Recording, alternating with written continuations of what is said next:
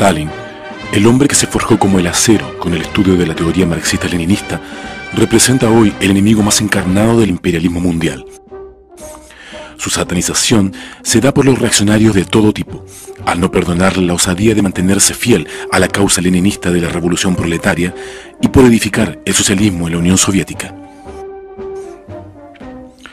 Es en la ciudad de Tiflis, Georgia, donde nació José Vissarionovich Djugashvili, Stalin, específicamente en la ciudad de Gori, el 21 de diciembre de 1879. Georgia es una de las naciones oprimidas por el zarismo en Rusia, donde se les prohibía hablar inclusive su lengua georgiana. Las condiciones de las naciones, entre ellas Georgia y de Rusia en general, eran de miseria y explotación. El proletariado y el campesinado estaban sumidos en la pobreza. Es en la provincia de Tiflis donde se vio por primera vez al hombre que se convertiría en el más odiado enemigo de la minoría burguesa y el más querido por millones de proletarios del mundo, por las grandes masas populares. Stalin era su seudónimo, que significa el hombre de acero, y desde sus inicios en la lucha revolucionaria se apegó al estudio del marxismo como la herramienta más avanzada de la humanidad para transformar la realidad que padecen los obreros y campesinos en el capitalismo.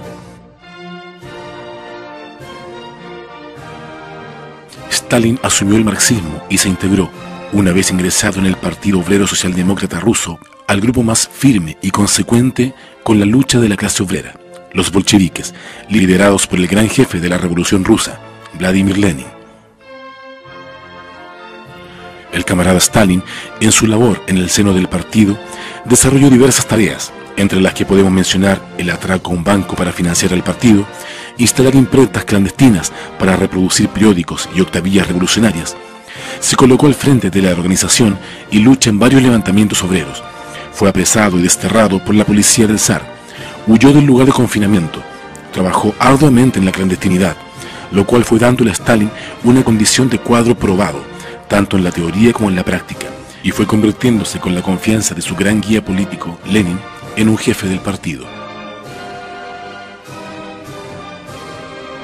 La condición de jefe del partido le permitió a Stalin estar al frente de las grandes luchas que cambiaron el curso del mundo para siempre, como lo fue la hazaña de llevar a la Alianza Obrero-Campesina al poder, conquistar el poder político e instaurar la dictadura del proletariado en Rusia y los países que eran oprimidos por este imperio, significando esto un cambio en la realidad histórica universal.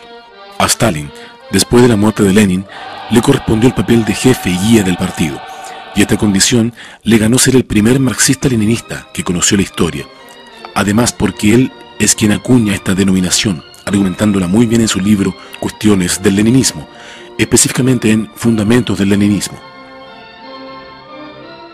A él le tocó dirigir el desarrollo y construcción del socialismo en la Unión Soviética, y junto a la dirección bolchevique se movilizó la voluntad de millones de hombres, de las amplias masas populares incentivadas por la construcción de una sociedad nueva, en pos de la industrialización socialista, por la cual la patria de los soviets pudo elevar de forma impresionante su nivel científico-técnico, en pleno tiempo que el capitalismo y el sistema imperialista mundial se veían brutalmente golpeados por la crisis de sobreproducción de 1929, gestada por la misma contradicción de este sistema de explotación, la cual repercutió por años. Es así como además, en los años 30, se empezó el proceso de colectivización del campo, donde la resistencia de los terratenientes, viejas lacras de la sociedad feudal del antiguo imperio ruso.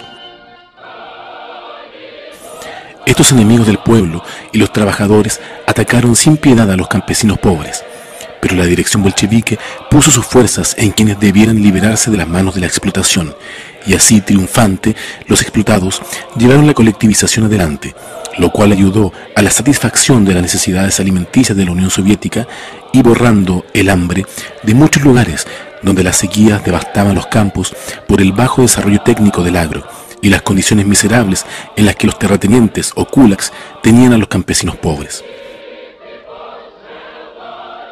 Un impresionante desarrollo social se veía en la Unión Soviética. La cultura florecía en todas partes. Los planes quinquenales para la agricultura e industria hacían que las cifras de producción avanzaran a tan gigantesco ritmo que la Unión Soviética pronto salió del atraso en el cual estaba sumida, para transformarse en una potencia socialista próspera. los obreros, llenos de moral, crearon movimientos como el Stajanovista, lo cual le dio un impresionante vuelo a la producción socialista y en los grados de conciencia colectiva de los proletarios soviéticos.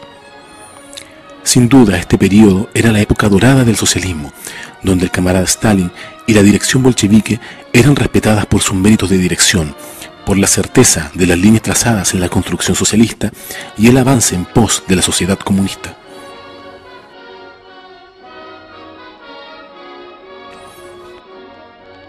Pero no todo era de color de rosas.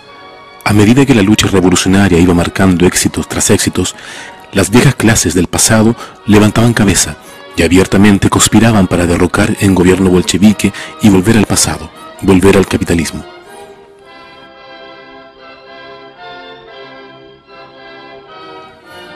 Cabe recordar que desde este periodo, la burguesía internacional no pudo perdonarle a Stalin y los bolcheviques estos méritos que llenaban de orgullo a los proletarios del mundo.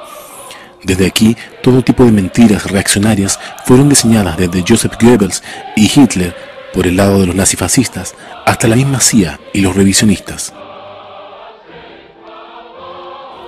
Los comunistas, guiados por Stalin, se tuvieron que enfrentar a ataques de la contrarrevolución interna en la Unión Soviética, a los desleales al partido que se convirtieron en agentes encubiertos del imperialismo, entre ellos Zinoviev, Kamenev y Trotsky. Este último fue asilado por el régimen anticomunista de México y los secuaces de este renegado inclusive desarrollaron acciones contra el Estado Socialista Soviético, saboteando la producción, colocando bombas en fábricas, quemando los campos colectivizados, siendo financiados por el imperialismo nazifascista alemán, junto al general golpista Tukhachevsky. Todos ellos pusieron al descubierto en los juicios revolucionarios de Moscú, bajo la presencia de obreros y embajadores extranjeros, sus crímenes contra los pueblos de la Unión Soviética. Serían castigados y sus financistas imperialistas puestos al descubierto, desde los nazis hasta los capitalistas occidentales.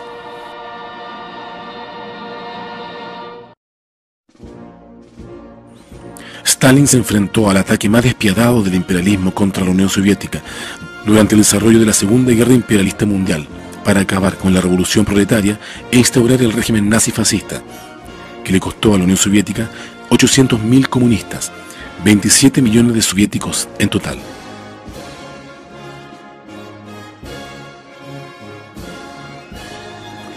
El 22 de junio a las 4 de la madrugada empezó la invasión nazi-fascista a la Unión Soviética. Esta guerra, los pueblos de la Unión Soviética la tuvieron que cargar casi solos, con poco o nada de ayuda de los aliados para las masacres venideras, los cuales lucharon con escasas tropas y maquinarias, mientras los soviéticos se desangraban estos aliados, quienes años antes solo esperaban que la Unión Soviética cayera, o como dijera Winston Churchill años antes, en la época de la guerra civil, comillas, había que ahogar al bebé en la cuna.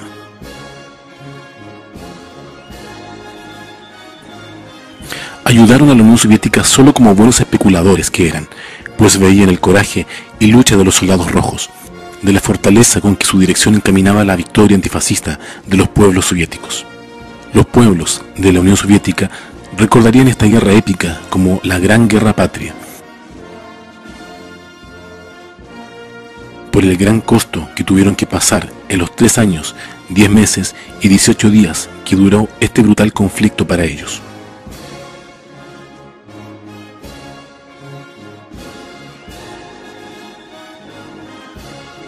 Pero la claridad política del partido direccionada por Stalin llevó a que cayeran los nazifascistas en la Gran Guerra Patria.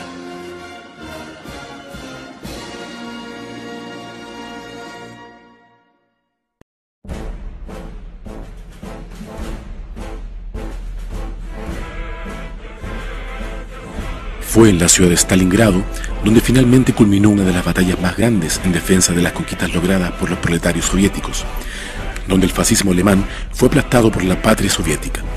El ejército rojo avanzó hasta la ciudad alemana de Berlín, donde se dio fin a la guerra, pero la lucha no terminaba. Había mucho que hacer.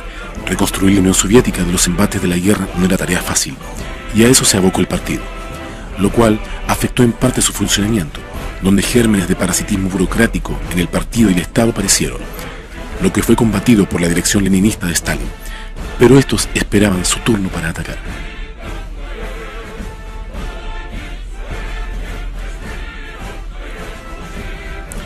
La Unión Soviética avanzó rápidamente en la construcción del socialismo y la solidificación de sus bases.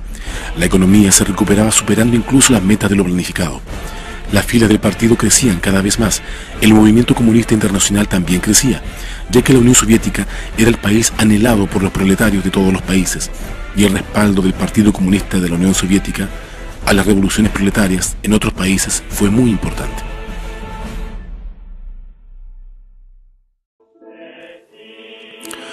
Pero una noticia inesperada enlutó a los pueblos del mundo, pues el 5 de marzo de 1953 muere el camarada Stalin. El guía, el maestro, el jefe ya no estaba. La noticia conmovió a los proletarios de todos los países. Sin embargo, la fuerza y vigorosidad de emular su ejemplo estaba presente en los obreros, quienes con dedicación asumieron la tarea de superar el dolor por esta pérdida y avanzar por la principal causa que su jefe les enseñó: edificar el comunismo.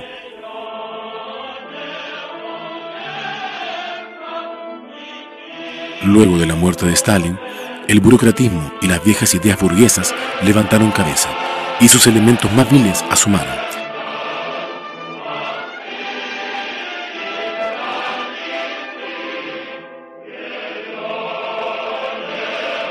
Estos camuflados en el partido se encarnaron en una camarilla revisionista que tomó las riendas del partido, traicionándolo y entregándose desde el 20º Congreso del PQS a la política imperialista para acabar primeramente con la imagen del gran líder y jefe, el camarada Stalin, promoviendo su satanización, pero siendo su verdadero objetivo acabar con la Unión Soviética y su ejemplo.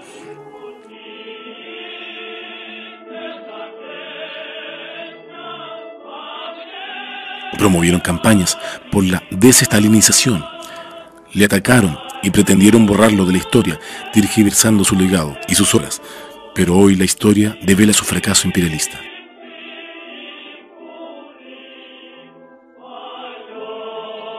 La política desarrollada por los traidores revisionistas, desde Khrushchev hasta Gorbachev, estaba dirigida esencialmente a acabar con la Unión Soviética, como en efecto lo lograron. El imperialismo desarrolló grandes campañas diciendo que el socialismo y el comunismo habían fracasado, que el fin de la historia y las ideologías había llegado, que el capitalismo se sobreponía por encima de cualquier sistema. Hoy vemos todo lo contrario. El socialismo y el comunismo se levantan. La histórica frase del camarada Marx, proletarios de todos los países unidos, está aún vigente, y el proletariado arrecia su lucha contra el capitalismo y los imperialistas.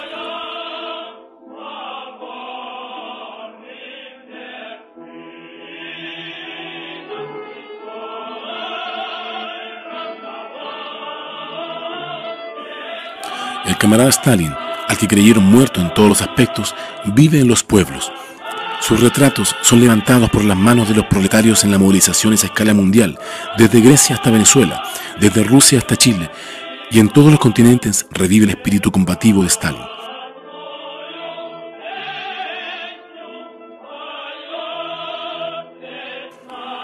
Lograr cumplir con su legado es nuestra gran tarea. Hoy el camarada José Stalin es la representación más digna de un comunista marxista-leninista, por ser el acero inquebrantable e indiscutiblemente el férreo luchador que entregó su vida a la causa de la revolución proletaria. Stalin es el digno cuadro revolucionario, ejemplo a emular, y su legado vive y será defendido por los partidos comunistas revolucionarios que, victoriosos, llevarán más temprano que tarde a la clase proletaria, al poder político y al socialismo.